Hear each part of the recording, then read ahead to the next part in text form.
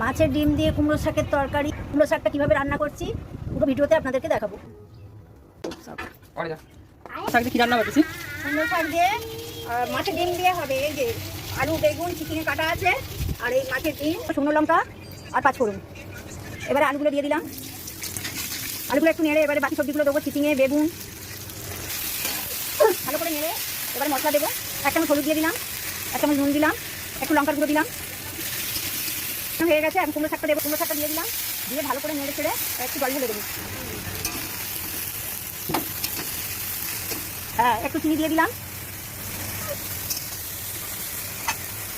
করে একটু জল দিয়ে দিলাম, ঢাকা দিয়ে দিলাম, মিনিট 10 ঢাকা থাকবে। এবারে মাছের ডিমটা ভাজা হবে। ডিম ভাজা হয়ে গেছে, চচ্চড়িতে দেবো। কুমড়ো শাকের তরকারি আমার হয়ে গেছে, এখন নামিয়ে নেব।